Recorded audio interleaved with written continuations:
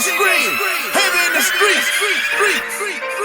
We gon' get it, we gon' get it, we gon' get it. We gon' get it, we gon' get it. Get it in blood. Get it in blood. We gon' get it, we gon' get it, we gon' get it. We gon' get it, we gon' get it. Get it in blood. Get it in blood. Good rich. Get it out the mud. Good evening, everyone, and welcome to Saints and Appetizers podcast. And I'm Ethan, and I have some more appetizers for you. And on this Saints and Appetizers podcast, I have UFC 282 reaction show.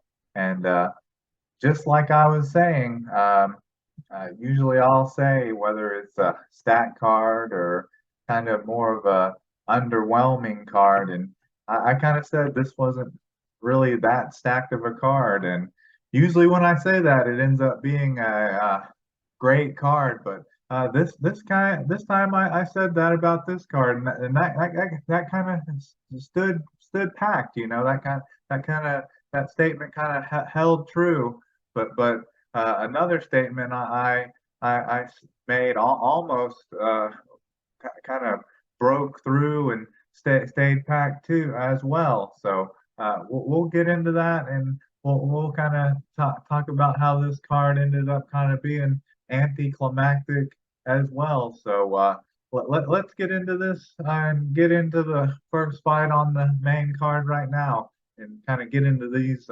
reactions. So can I get a menu, and let's talk about the first fight here on the card, and on the main card here, and it was a featherweight bout between Ilya Tapora, the as Patty Pimblin was calling a little fought, Ilya Tapora versus Bryce Mitchell, and Ilya Tapora ended up defeating Bryce Mitchell via submission due to triangle choke, and that came way of second round at 3 minutes and 10 seconds of the second round. And that they kind of were hyping Ilya Tapora up as kind of one of the next big names in the featherweight division, but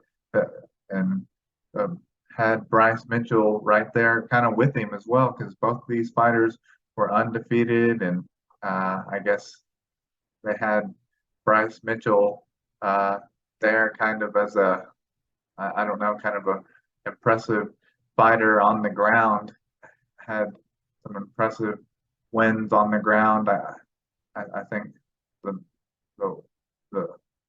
he was kind of heralded as a ground fighter, mainly because he had that win, submission win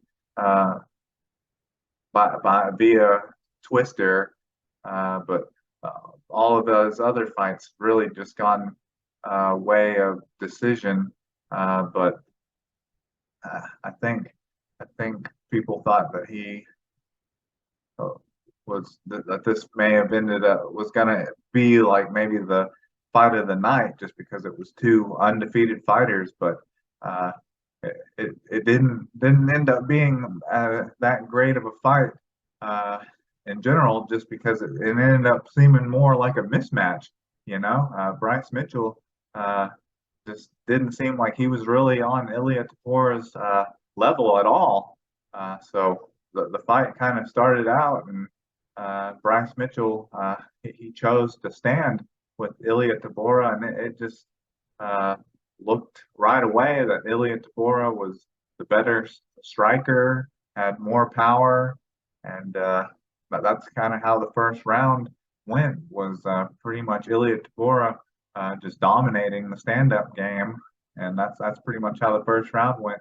Then in the second round, Bryce Mitchell kind of changed his strategy a little bit and tried a couple takedown attempts, and they were just kind of failed and volleyed attempts at trying to do some takedowns, and then it kind of flipped on its head, and Ilia Topuria just kind of ragdolled Bryce Mitchell, and then like I said, at 2 minutes and at 3 minutes and 10 seconds of the second round, Bryce Mitchell ended up getting the arm triangle choke on Bryce Mitchell, pretty much beating Bryce Mitchell at his own game. So he just beat and left Bryce Mitchell in a bloody mess at the end of the match. He was just pretty much down on one knee and in a heaping bloody mess at the end of the fight. At the end of the fight, and he got beat in the stand-up game. He got ragdolled in the second round, getting taken down and submitted. And I had originally picked Ilia Topuria to win this via knockout, but either way, I picked Ilia Topuria to win. He didn't beat him with a knockout, but he still won by submission. So he got the finish either way. But yeah, I thought just because both of these fighters were undefeated and had decent winning little winning streaks going on in the UFC. Bryce Mitchell had a 6-fight winning streak in the UFC, and Ilia Topuria had a 4-fight winning streak in the UFC leading up to this fight. But figured it would be a more competitive fight, but it was a total mismatch. Ilia Topuria won, dominated every facet of this fight. It was a total mismatch. But I think there was something that came out. I read earlier today on Tuesday where Bryce Mitchell came out and said that he had the flu leading up to this fight, and said that he probably shouldn't have even fought in this fight. But that seems to happen after every fighter loses. They always seem to come out with some excuse, so it's hard to believe or trust whether that's true or not. But yeah, that was just complete and total domination. So I picked Ilia Topuria to win, and he did in impressive fashion. I think he was trying to see here. Yeah, he did win one of the $50,000 bonuses for performances of the night.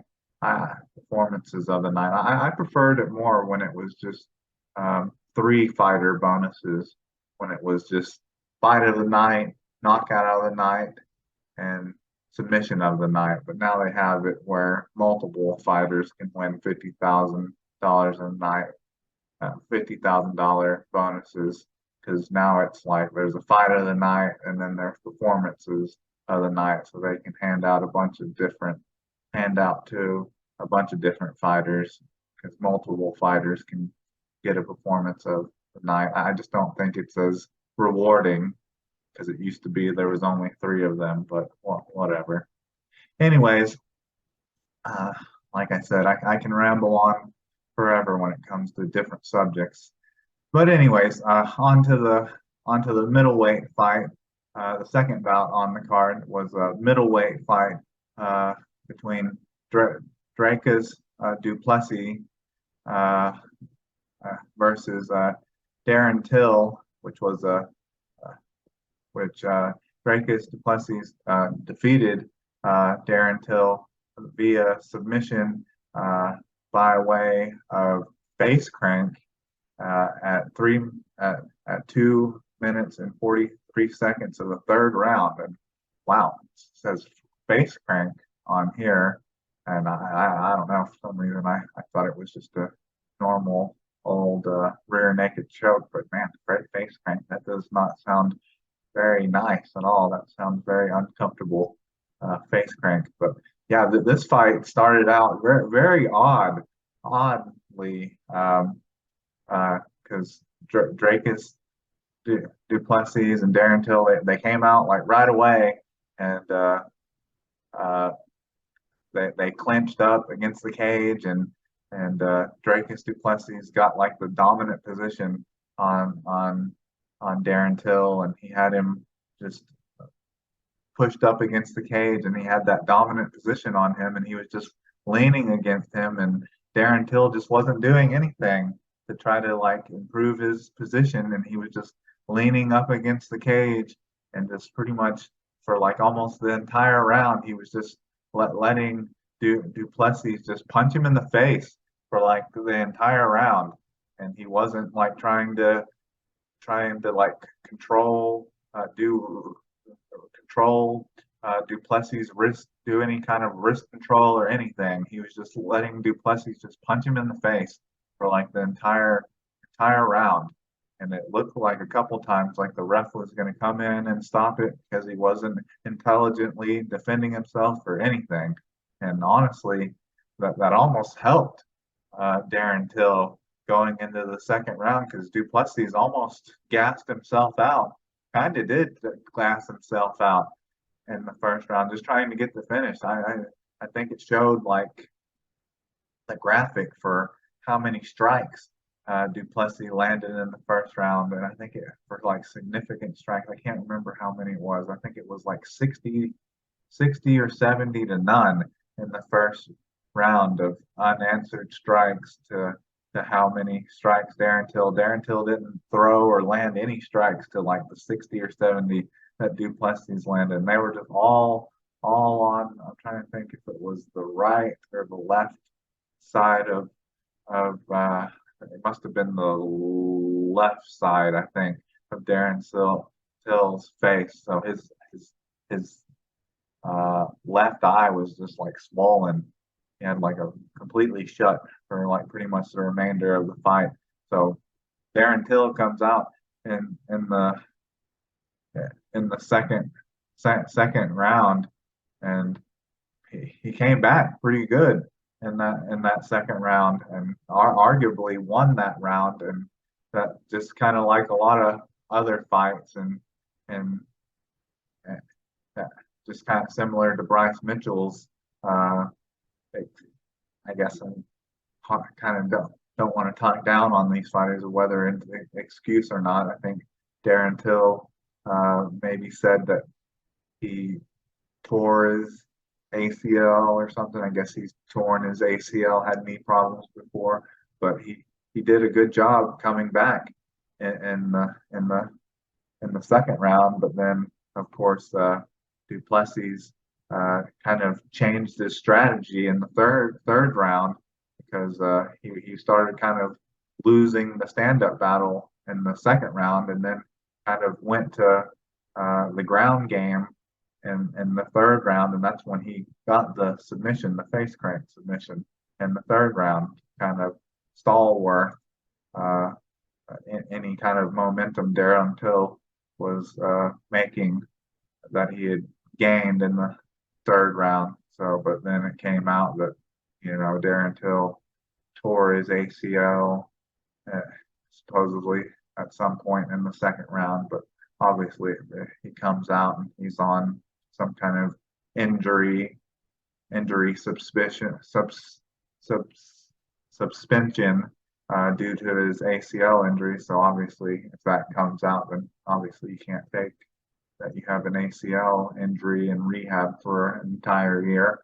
But still, that's bad luck if that's the case for Dracus or Darren Till. But that's who I had picked to win this fight. I had picked Dracus Duplessis to defeat Darren Till, and in this fight, once again, I had picked this to be a finish, and I didn't pick exactly how Dracus Duplessis to win this fight. I just said that I figured him to finish Darren Till, and I said figured it to either be a knockout or a submission, and that's it. And I think I can't remember exactly what I said. I think I said that I figured it would come maybe in the second round, I think. And well, it didn't come in the second round. It ended up being in the third round, but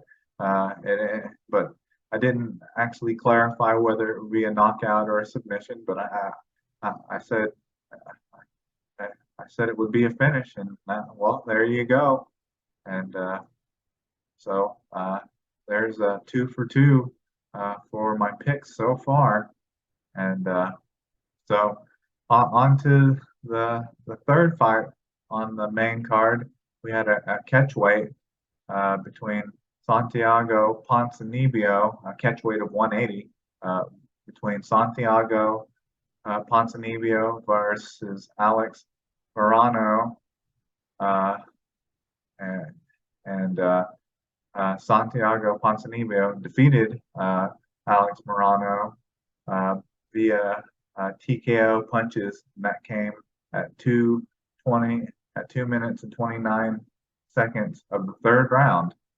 And this was, I don't know, this was not a very exciting fight, even though it was pretty much just a stand-up fight for the majority of the fight.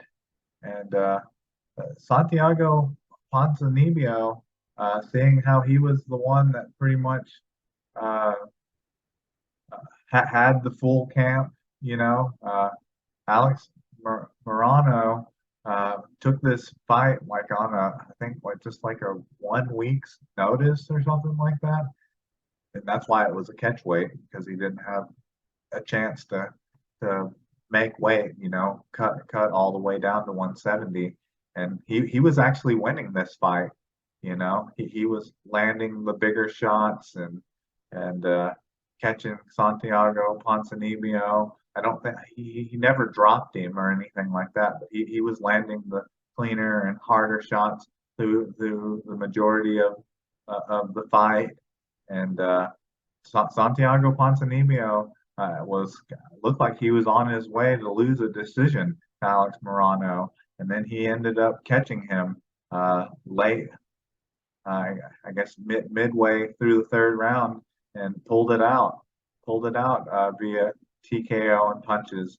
And that's how I had actually picked this to be for Santiago Ponzinibbio to win this by knockout. So this is the first fight on this card that I had picked to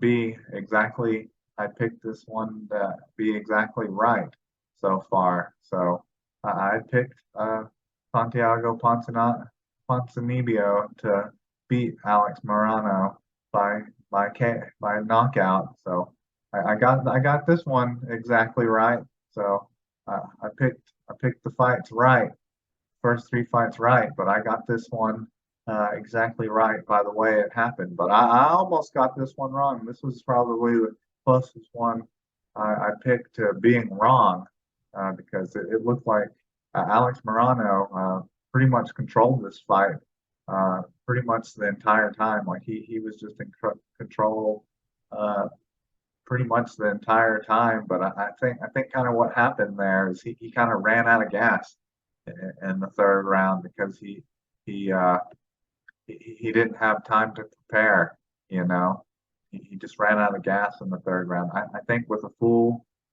camp and fighting Santiago Ponzinibbio at 170, if they were to fight again, I bet he would win if I was to guess. So that was the third fight. Okay, on to the co-main event, the lightweight matchup between Paddy Pimblett versus Jared Gordon. Paddy Pimblett defeated Jared Gordon via unanimous decision, and that came way obviously 5 minutes and of the third round. And this is where things kind of got controversial, and that is where I said I picked all my fights on this card originally to all come way of finish, and it was headed in that direction until we got to the co-main event and main event. So it was headed that way. It was headed that way, and that's the funny thing. That's the funny thing leading into the main card because all the fights on the early prelim and preliminary card were all finishes. So I'll kind of read all of them off. I'm not going to read off the the fighters and stuff like that, but I'll just read off how those previous fights ended. So the first let's see, the first 4, 5, 6, 7 fights, how they came way of finishes. So the first fight on the early prelims, it came way of TKO, and then the next one came uh, by TKO, knees and punches, and then the next fight became way of submission, triangle choke, and the next fight came TKO, knees and punches, and the next KO punch, the next TKO punches, and the next TKO punches, and the next was another submission by uh, face crank. So that's kind of random that there was 2 fights on this card that were submission by face crank. So the first the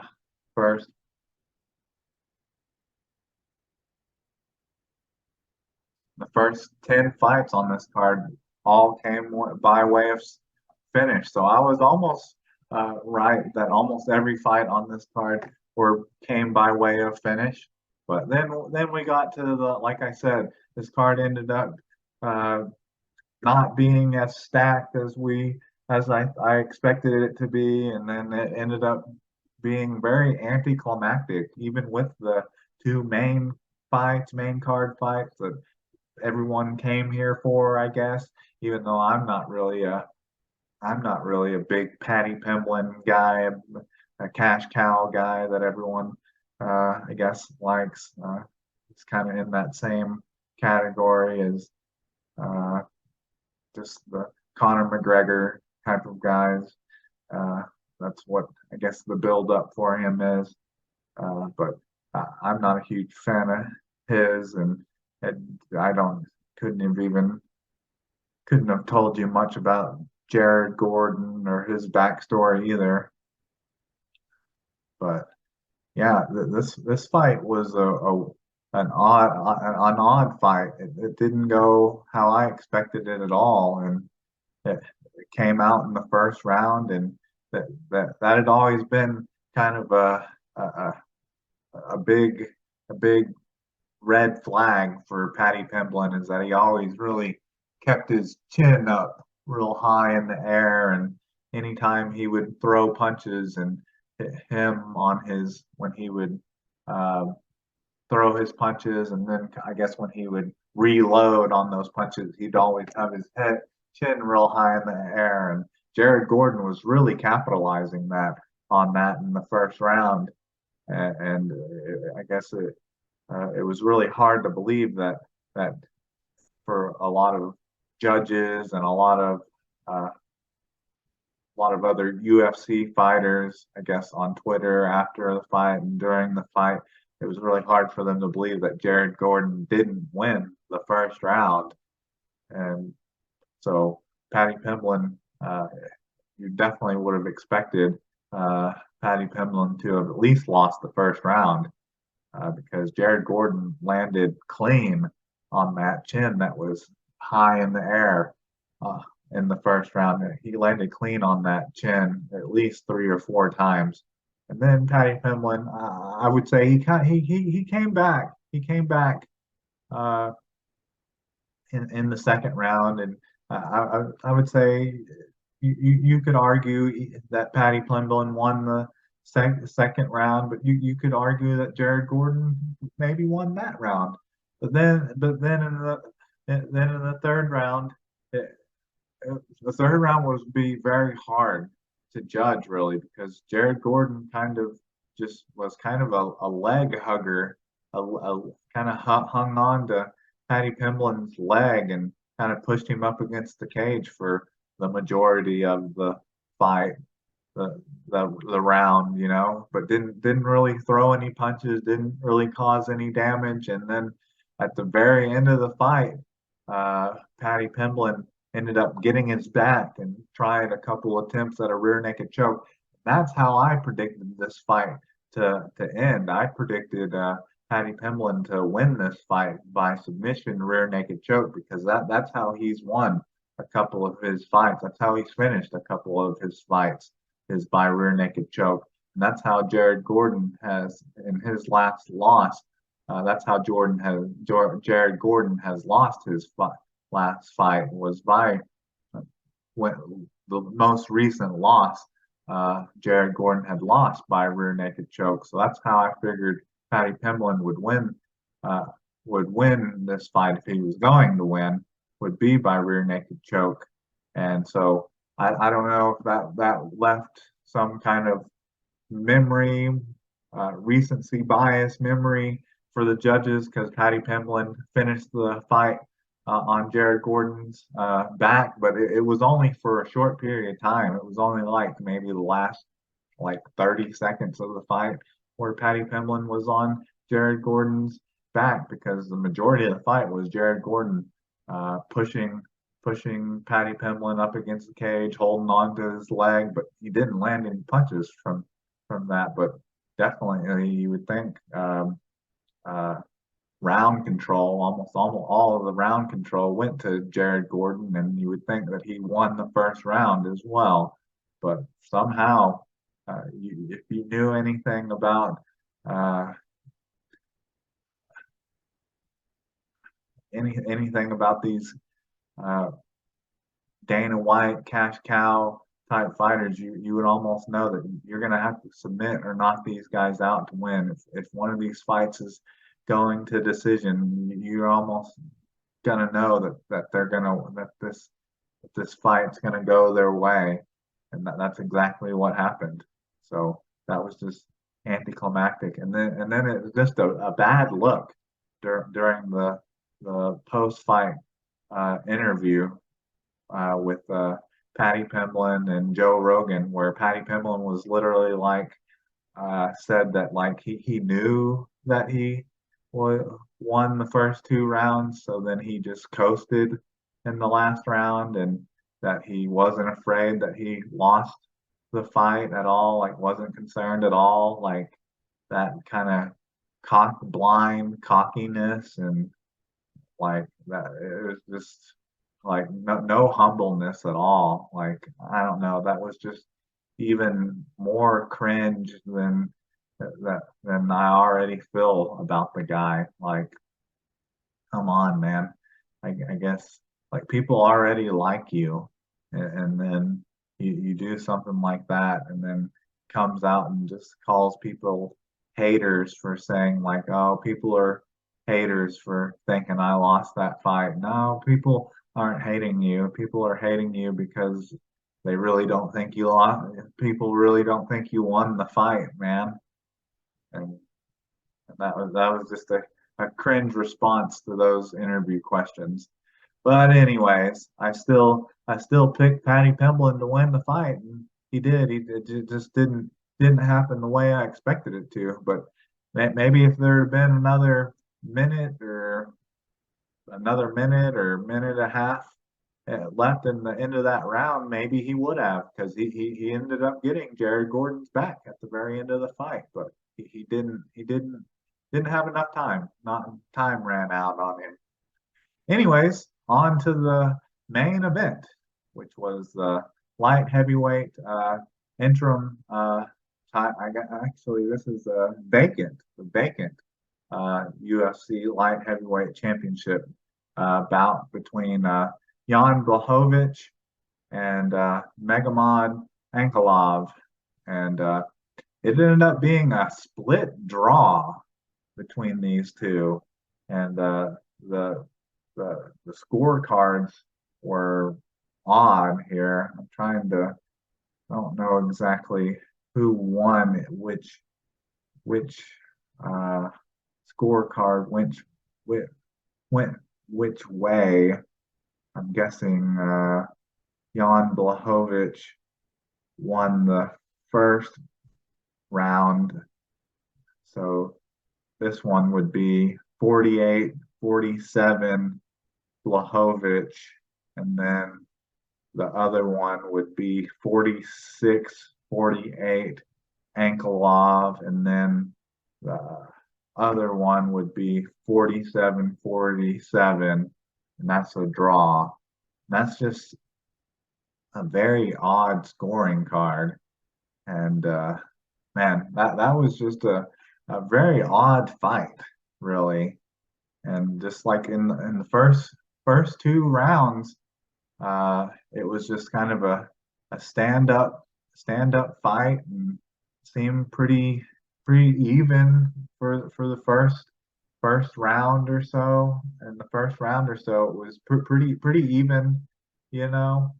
And then kind of towards the end of that first round, you saw Jan Blachowicz kind of starting to kind of tear up Magomed Ankalov's leg with those calf kicks. He wasn't even landing them clean, you know. Ankalov was literally checking them. It was like a shin to shin kicks, man. Like they were brutal, man. But the shin on shin was hurting Ankalov, but it wasn't hurting Jan Blachowicz. Like it's like he must be like kicking redwoods or something. It's like it was damaging Ankalov's shin, but it wasn't doing anything to Jan Blachowicz. So like he was doing that through the majority of the through the first three rounds or so, and then kind of towards the end of the third round or so, Magomed Ankalov was closing the distance basically. So Jan Blachowicz couldn't do that anymore. He didn't have the range to wind up and throw a kick. And then in the last two rounds, Magomed Ankalov started uh, taking it to the ground and doing ground and pound, and getting in the mount, and throwing a lot of punches, and definitely doing a lot of ground and pound. And I don't know, I don't recall the that there being that much ground and pound, and it being that close to being stopped. I don't know. I've read some comments uh, on social media and stuff saying that there were rounds that should have been 10-8, but I guess I don't recall it being that close to being stopped from any of the ground and pound that was there, because I always thought Jan Blachowicz was doing pretty good of like improving his position while he was on the ground, but maybe not, because there will obviously, with the 46-48 uh, judging by one of the judge, there must have been a 10-8 in there somewhere, but obviously not by the other judges. There wasn't, but maybe there was, if there was somehow was a draw in there for a 47-47. So maybe there was, to get that judging, but I just don't. But maybe there had to have been, if Jan Blachowicz won the first three rounds with all those leg kicks. But then in the post fight interview, that was very odd as well, because Joe Rogan interviewed Jan Blachowicz first, and he looked very desponded from that and withdrawn, with uh, Joe Rogan trying to ask him like what his thoughts were on the fight, and if he thought he had won, he'd done enough to win. He just seemed kind of disgusted with the whole situation. And before he even talked to him. Jan Blachowicz talked to Magomedov Ankalaev and was just like rematch. I don't know what Ankalaev's response to that really was, and then uh, he, Joe Rogan asked him if he thought uh, Ankalaev had won, and if he thought he deserved to win, or if he thought it was a draw. And I don't know. It didn't really. It seemed like kind of like a trick question almost to me, like a setup question to ask Jan Blachowicz that. Like that's kind of like a like you shouldn't ask a fighter like that. Like that's like one of those questions like that you're you're setting up a fighter to like lose money by saying that, like, oh no, I lost, so this guy should get the money, like you're like that's like messing with a guy's money to be like, oh yeah, I don't deserve the title. Like I get it's a respectable thing to say, but like it's not like he got smoked or anything in the fight. Like he did great in the first 2, 3 rounds. Like it was definitely going his way. He tore Ankalaev's leg up there. It looked like Ankalaev literally had no leg to stand on in the first 3 rounds or so. So I didn't like those questions honestly that Joe Rogan was asking him of whether he won the fight or anything, and I'm glad that Jan Blachowicz didn't really give him a clear answer on that and whether he deserved the belt or anything like that. But then when he went and asked Megamov Ankalaev the same answer, that was weird to me how his linguist or translator would give him the answers and then give back the answers in English. His translator was very astute in answering the questions back. Like his translator showed a lot of emotions when giving the answers back in English because he was like, "I won the belt. Where's my belt?" Like he was very emotional. He seemed to be more emotional than Ankalaev saying it in Russian than he was saying it back in English. So I thought that was very funny because he was like, yes, I won the fight. Where's my title?" But he seemed more upset saying it in English than Magomedov Ankalaev uh, was saying it in actual Russian. So I thought that was very funny.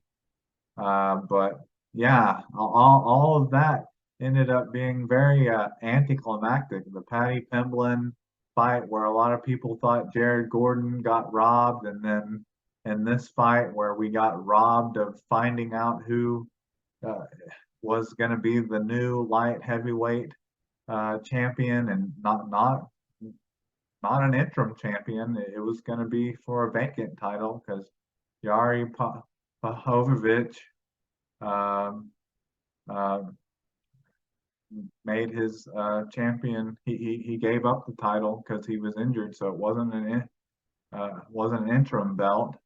And I had picked Magomedov Ankalaev to probably get the stoppage in this as well. I said probably get a knockout because even though he has amazing wrestling skills, just like all these other Soviets and Russians, uh, he didn't. He ended up because he didn't have a leg to stand on. He turned out that he ain't doesn't have that old man strength like the 40-year-old Jan Blachowicz. He ended up having to go to the well. He had to go to the old well and go to his wrestling game to actually save him at the end of those rounds, uh, last 2 rounds, and must have pulled out a 10-8 somewhere to actually, I guess, make this a draw. So I guess I get no pick for that, but the other 4 fights I was right on my picks at least and picked the exact right fight on the Santiago Ponzinibbio Alex Morano fight. But anyways, it was just, I mean, it looks like if you were to watch the preliminary card and early prelims. It looks like those were probably better and more exciting fights than the actual main card because it was very anticlimactic. But anyways, uh, I think that's all I have for you. So, can I get a menu